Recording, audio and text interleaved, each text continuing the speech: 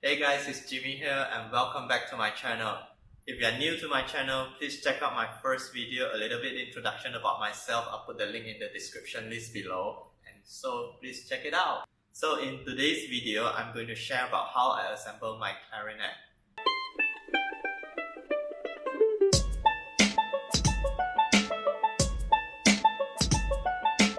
And again, this is a very personal. I find that this is the best way for me, myself, to assemble the clarinet. There are plenties of ways to assemble the clarinet. If you ask the clarinetists all around the world, they might have all different tutorials. You can search in YouTube and key in how to assemble a clarinet, and you will come out a whole list of how people are showing you how to assemble the clarinet. So this is my version. You can follow if you like to. And again, I just want to let you guys know that I'm not a professional clarinetist. I'm just an ordinary clarinet player. I play clarinet just for the sake of my entertainment. Shall I say that? Yeah, my entertainment. I just play for fun, and sometimes I play inside the band. It's been quite a while. I never played clarinet since after I graduated from my high school. So before we start, for those who don't know what clarinet is, this is a clarinet. The one that Squidward used to play in SpongeBob SquarePants. So the very first thing, and also the most important step that you need to know, is that you need to know which part of the clarinet casing is the upright position, so that when you open up the casing, that time your clarinet parts won't fall apart. Okay, this is how we determine the position of the clarinet casing. Usually there's a brand on the casing and another side they don't. So usually the brand will be the upright position of the casing. And also the second thing you want to look is this thing. This thing must be facing up. Okay. If this is facing down, which means your casing is not the right position you want to open. So you have to make sure this side. Okay. So when we open up, make sure we open up slowly when you're first to this, because you want to make sure that you are opening the right position. Okay, so when we open up, all the clarinet parts will be like this. Okay, there are many parts of the clarinets, so that you won't drop apart. And I bet you don't want to drop any parts of the clarinets, because it is very fragile and it is very expensive. So now I'm just gonna introduce you the parts of the clarinet so that you get more understanding and how you're gonna assemble it. Clarinet, it comes in 6 parts. So 6 parts in the casing. So there's a one part which is, we call it as a mouthpiece. This is a mouthpiece, and we have a barrel, and we have the upper joint of the clarinet, the lower joint of the clarinet. Okay, and the last thing is a bell.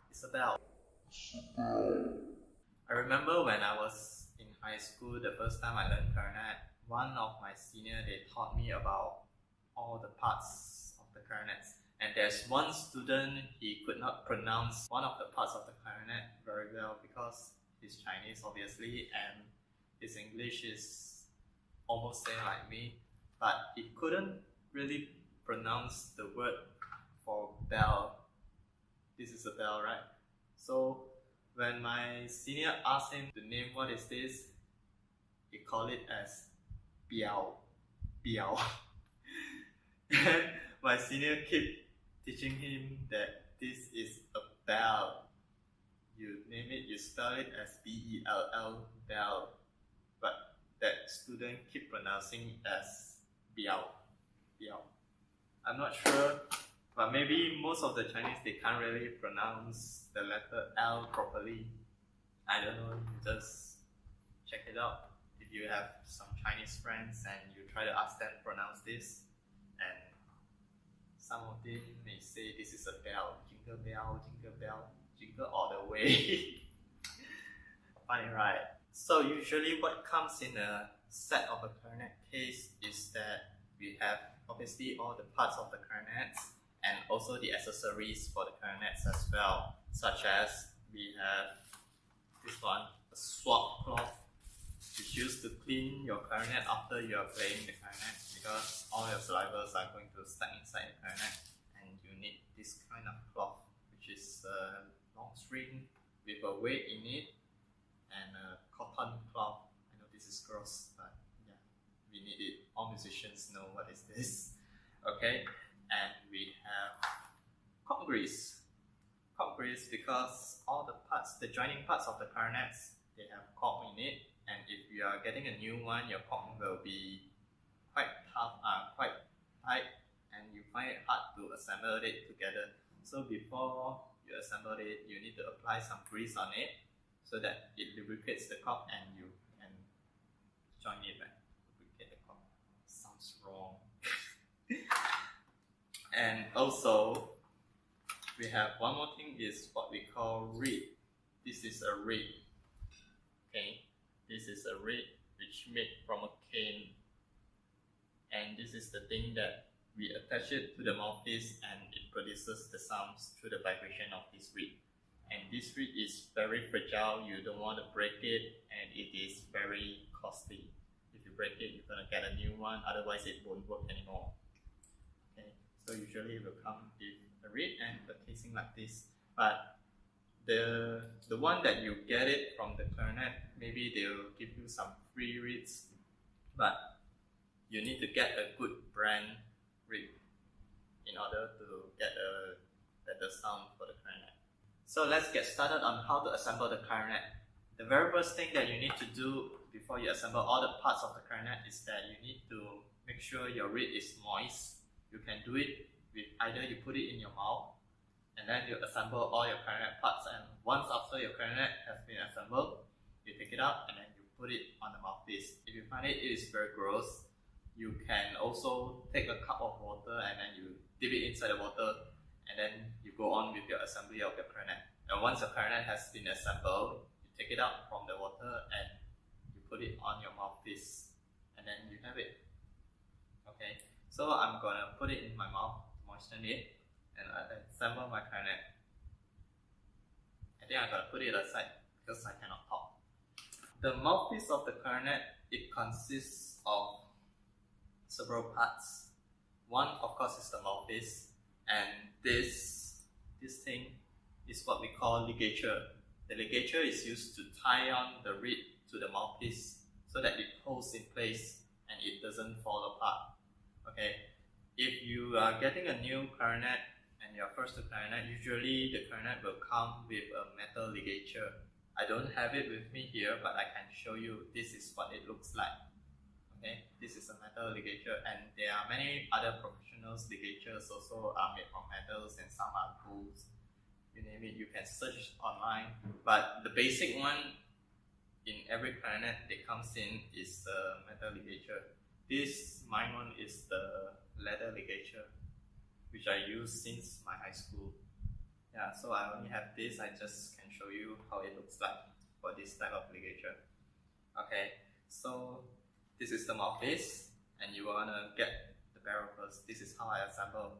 There are many other steps, as I said. There are many other steps, and many other professionals, they are sharing different ideas, and this is how I assemble my own way. You can try to follow, and if you find it, you have your own way to assemble which more comfortable for you, it's okay. By the end of the day, you just need the clarinet to be assembled, and you can play the clarinet, right? So this is how I assemble. So I get the mouthpiece and the barrel and I join it. Then I get my upper joint. So upper joint, how we gonna determine which part of the clarinet is the upper and the lower? It looks similar, but it is different. Okay, how do we know which is the upper side or the lower joint? So this is how I make myself clear. Usually the lower joint, they have a thumb rest behind it. This is the thumb rest. So this is where we're gonna rest on our thumb, and this will be the lower joint. And the upper joint, we have the register key here. So if you don't know what is a register key, it is a key that changes the note to a higher register. Okay, so how I indicate is that I use this register key as my indication when I first learned clarinet. This tells me that this one is pointing up, so this will be the upper joint of the clarinet. Okay, so the upper joint, the lower joint. Okay, so I'm going to take my mouthpiece section and assemble it on the upper joint of the clarinet. When you assemble it, when you're handling the upper joint, right, make sure you're handling it with care so that you won't bend any of the keys. The keys here are very fragile and you don't want to bend it. So just hold it. It has 3 fingers, so I hold it 3 fingers on it, and just hold the part that doesn't have any keys or any breach of the metal parts, and we just push it in. We need to align the mouthpiece here, the section, to here, the register key. You have to align it center so that it will be centralized. Okay, the next thing is I'm going to put this aside. I'm going to take the lower joint and the bell. Lower joint, 3 holes, 1, 2, 3. So rest on the thumb rest and put it inside the bell. Okay, so now we have the lower joint and the upper joint. So how we're gonna assemble the lower joint and upper joint is that there's a bridge key over here, this thing, and also here, this one. I apologize, my video stopped in halfway. So yeah, we have the upper joint and the lower joint. The lower joint, they have this key, this is the bridge, and also this thing, you can see clearly, there's a line over here. So you attach it, when you attach the upper joint to the lower joint, right, you want to make sure this key is not banging on the key here, so that you won't damage the key over here. So what we're gonna do is we put it on sideways first, and then you wanna press all the keys here to make sure it elevates this key. I'm not sure you can see. Okay, yeah, you can see here. It elevates this key so that it won't crash on this key. Okay, so we're just gonna put it and we align it. Align the lines here. Okay, and here we have it, the whole clarinet. And the last thing that we're gonna do is we put on the reed and the ligature. Okay, there are many steps. As I said, there are many clarinetists that they have their own way on putting on their reed. Either the ligature first or the reed first. Some people will put the reed first, then only the ligature on. But me myself, I prefer I put the ligature first, then only I put on the reed so that I won't damage my reed. And then I can adjust and position my reed accordingly after this. And I don't have to worry on I damage on the reed. Okay, and how we're gonna put on the reed and the ligature is that if you can see here, most mouthpiece they have it, this guideline. You can use this guideline as your ligature position. Okay, and your reed will follow these lines here. I'm not sure you guys can see. Yeah, here, this line here. So your reed will be putting a line with the lines. Okay, and if you can see, there's one more thing I'm gonna show you guys, is that my ligature here, there's also, oh, my ligature is spoiled. Okay, my ligature here, there's 2, what we call this, I don't know what it calls. It's a rubber plate, and there's a fit space for you to put on the reed so that your reed won't run around. So this is also one of the guidelines, to put my reed on the ligature, on the mouthpiece, sorry. Okay, so we put on.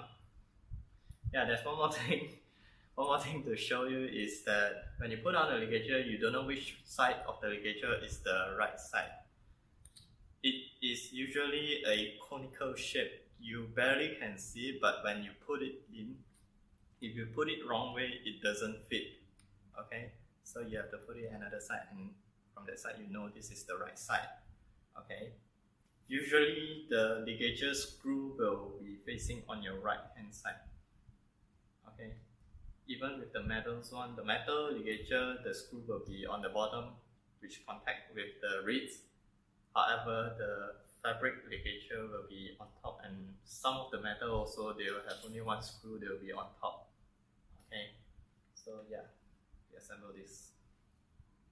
And when you guys assemble, you need to make sure that the tip of the reed must be aligned with the tip of the mouthpiece. Okay, so we put it. We don't want either one of the reed or the mouthpiece is higher than another one. We need to make sure everything is aligned. Yeah, everything is aligned, and even here is aligned. Okay, so the reed to the register key is also aligned. So yeah, there you have it. The whole clarinet is assembled. So one quick tips before I end this video is that this is a safety precaution for all the clarinetists and also what we call woodwind instruments player. We need to make sure that we keep our reeds safe all the time so that we don't damage the parts of our reed. What I will do is I'll carrying along the cap. This is what we call a cap for the mouthpiece. Okay, I'll carrying it along whenever I'm holding my instruments. So whenever I'm resting or maybe I'm not playing the instrument, I'll put on the cap so that it doesn't damage my reed. In this way, it will also prevent your reed from drying out too fast because you want to keep your reed moist all the time so that it will vibrate evenly. If your reed is too dry, then it will be even harder for you to play.